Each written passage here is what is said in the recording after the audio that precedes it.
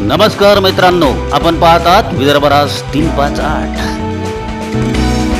Bro, काय सांगाल? आता ही लोकसभा निवडणूक चालू आहे, हा झंझावात सुरू आहे लोकसभेचा, आणि या अशा झंझावातात वंचित बहुजन आघाडीचे करण गायकर चांगली फाईट देतात अशी चर्चा आहे. तुम्हाला काय वाटते? फाईट नाही, ते छकडच मारणार आहे. कारण महाराष्ट्रामध्ये अकोल्याच्या नंतर ती दुसरी सीट लागेल तर ती नाशिकचे माननीय करण भाऊ गायकर यांची सीट लागणार आहे. याचं कारण असं की जे आज आमच्या पुढं दोनच उमेदवार आहे, म्हणजे एक राजाभाऊ वाजे आणि हेमंत गोडसे, हे दोन्ही घरी बसणार आहे आता. कारण ज्यांना 10 वर्ष सत्ता दिली त्यांनी काहीच केलं नाही. त्यांचे छोटे क्लिपा फिरायला लागले. आता त्यांनी कोणाचे मुख्य घेतले, कोणाचं काय केलं हे ते बघितलं जनतेने, नाशिकवाल्यांनी. आता नाशिकवाले कोणाला बघतील? आता माननीय करण भाऊ गायकरांनाच मतदान करतील.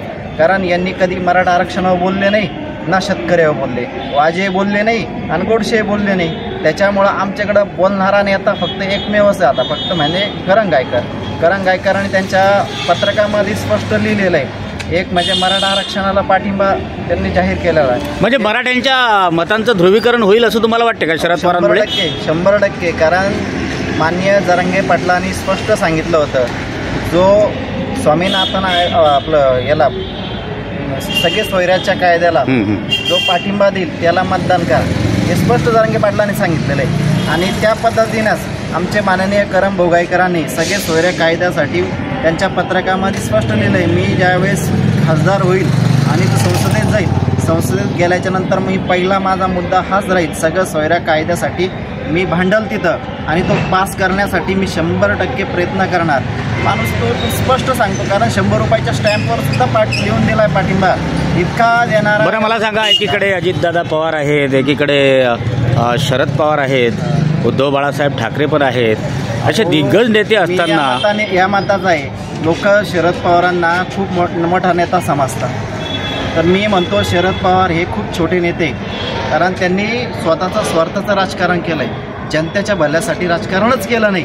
जर त्यांनी जनतेच्या स्वार्थासाठी जर राजकारण जर केलं असताना, जर स्वामीनाथन आयोग ते 10 वर्ष कृषी मंत्री राहिले, त्यावेळेस तो स्वामीनाथन आयोग ह्या पारित करू शकत होते. कांदा आणि द्राक्षासाठी एक स्पेशल कायदा तयार करू शकत होते. यांनी काहीच केलं नाही. मी आता 2-4 दिवस झाले एक क्लिप बघितली त्यांची. ते म्हणते मराठ्यांनी आरक्षण मागूच नाही, आरक्षण बंद झालं पाहिजे. हे स्वतः शरद पवार बोलत आहे. म्हणजे एकीकडं मराठ्यांना आरक्षण मिळवून द्यायचं नाही आणि दुसरीकडे शेतकऱ्यांच्या मालाला हमीभाव पण मिळवून द्यायचा नाही. याला एकमेव महाराष्ट्रामध्ये म्हणजे मराठा आरक्षणाचा फटका त्यांना बसेल असं तुम्हाला वाटते का? 100%. 100% पडणार आहे. आणि तो त्याचा फायदा फक्त मान्य करण भाऊ गायकरांना होणार. याचं कारण असं आहे, ज्या माणसाने 16 वर्षापासून एकमेव मराठा आरक्षण म्हणूनच काम केलं आणि त्याच्या पाठीमागं शेतकऱ्यांसाठी काम करणारा माणूस आहे. म्हणजे जे बेरोजगार मुलं आहे त्यांच्यासाठी झटणारा माणूस आहे. म्हणजे सर्व या महाराष्ट्रामध्ये सर्व जाती धर्मातल्या लोकांसाठी झटणारा एकमेव नेता जर असेल ना तरुणांसाठी, तर तो एकमेव करण भाऊ गायकर आहे. मला सांगा, आज प्रचाराचा शेवटचा दिवस आहे. प्रचार सुरू झाला तेव्हापासून तर आज शेवटच्या दिवसापर्यंत तुम्हाला काय वाटलं सर? मी येवल्याहून आलो आहे. मी नाशिक जिल्हा संघटक आहे, छावा क्रांतीवीर सेनेचा. मी माननीय करण भाऊ बरोबर ज्या दिवसापासून पक्षाचं तिकीट भेटलं, तिकीट आणण्यापासून तर आजपर्यंत सोबत आहे. म्हणजे त्यांच्या जोपर्यंत आम्ही दोघं जिवंत राहू, आमच्या दोघांची एक सचिन तेंडुलकर आणि विनोद कांबळीसारखी आमच्या दोघांची जोडी. कारण आम्ही अखिल भारतीय छावामध्ये दोघांनी संघ सुरुवात केलेली. कारण मी आता ते सचिन तेंडुलकर सारखे छकडे मारीत असतात, आमचे तसे आता हे छकडे मारणारे. आता आम्हाला थोड्या दिवसात कमी बॉलामध्ये जास्त सिक्स मारायचे, म्हणजे थोड्या दिवसात जास्त मतं घ्यायची आम्हाला. 2 दिवसामध्ये मॅच विनर व्हाल असं तुम्हाला वाटतं? 100%. सचिन तेंडुलकरने किती शतक मारले तुम्हाला माहीत असेल. हा सचिन तेंडुलकर हे ध्यानात ठेवा. हा सचिन तेंडुलकर या सगळ्यांची वाट लावेल आता. बरं, आता हेमंत गोडसे असतील किंवा राजाभाऊ वाजे असतील, एकीकडे करण गायकर आहेत, काय वाटते तुम्हाला? कोणाची हवा जास्तच वाटते असं?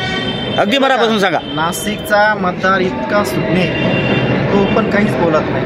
तो त्यांनी मनात ठरवलेलं आहे कोणाला मतदान करायचं आहे. तो असा आहे का समोरचं कोणी पुढं आला की भाऊ तुम्हालाच म्हणतो. बरं. पण त्यांनी आतून ठरवलं आहे प्रत्येक घराघरामध्ये असलेला गॅस सिलेंडर आहे, त्या गॅस सिलेंडरच्या 6 नंबरच्या बटन दाबून गॅस सिलेंडरच निवडून आणायचं हे सगळं नाशिककरांनी ठरवलं आहे. कारण नाशिककरांनी पाहिलं रस्त्यावर उतरणारा शेतकऱ्यांसाठी रोजगारांसाठी लढणारा एकमेव माणूस म्हणजे करण गायकर आहे, हे लक्षात घ्या.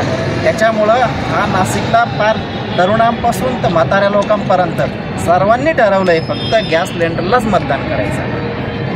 म्हणजे माननीय श्रद्धेय प्रकाश आंबेडकर आणि करणभाऊ गायकर या दोघांवरच हे 2 डोळे जसे आहे ना आता आपल्याला तसे हे 2 डोळे, एक प्रकाश आंबेडकर आणि दुसरं म्हणजे करण गायकर, त्यांनी डोक्यात ठेवलेलं फिट आता.